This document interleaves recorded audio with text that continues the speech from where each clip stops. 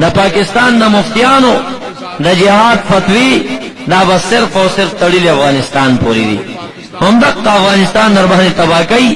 عمدہ دربانی ٹوٹا ٹوٹا کئی. جو ہمارے بارڈر پر افغانستان کے ساتھ جنگ جا رہی ہے ہم اسے جہاد سمجھتے ہیں، اور افواج پاکستان جو جہاد کر رہے ہیں تمام پاکستان کے علماء مشائخ پاکستانی قوم اپنی فوج کی پشت پر کھڑی ہے، اور فتنہ خوارج اور فتنہ ہندوستان کے خلاف ان تمام اقدامات پہ ایک پاکستانی بھی ایسا نہیں ہے جو اپنی فوج سے اتفاق نہ کرتا ہو. دا پاکستان دا مفتیانو دا جہاد فتوی دا بس صرف اور صرف تڑیل افغانستان پوری دی ہم دقا افغانستان دربانی تباہ کئی عمدہ دربانی ٹوٹا ٹوٹا کئی. چلے پاکستان تراواڑے بیا دا دے خلکو نما جہاد غواڑا بیا ہی کئی خو چلک دے خپل سرحد نووڑی کشمیر تا چھ بل ملک تباشی دے پاک خراب نش دے با جہاد کی پا افغانستان خو پا پاکستان نا دے با نفاذ شریعت راولی خو پا افغانستان پا پاکستان نا. دا مفتیان نے خدای اصلاح دے رٹول نمخ کے دا اعلانونو چغی وہی سب سے پہلے پاکستان سب سے پہلے پاکستان دا غٹ خبر دا دارشی نمخ کے پاکستان دے دا ایمان نہ پاکستان مخ کرے دا اسلام نہ مخ کرے دا پختو دا غیرت نہ مخ کرے دا قوم نہ مخ کرے دا ہر شین دا دا شعار دا چے پاکستان مخ کرے. اول با پاکستان بچ کو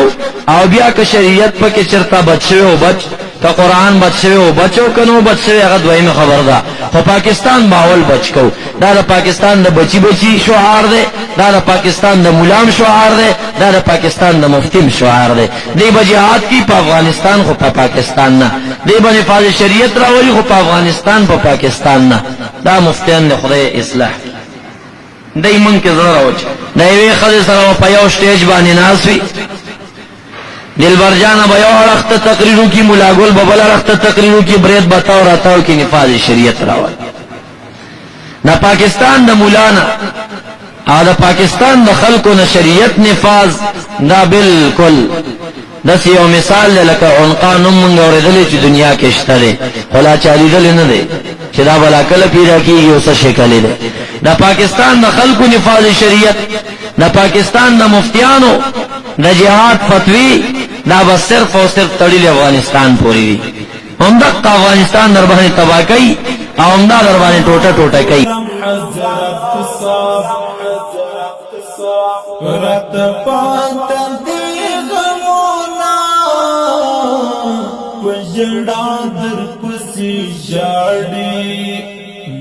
برد پر غیرت و علمیات بندی گواندے من برد پر غیرت و علمیات بندی گواندے گواب پا محشر بھی پرتا باندے مسجدونا مولانا غلام حضرت صاحب رت پاتن دی غمونا پجڑا در پسی جاڑی پجڑا در پسی جاڑی مسجدنا منبرنا مولانا غلام حضرت صاحب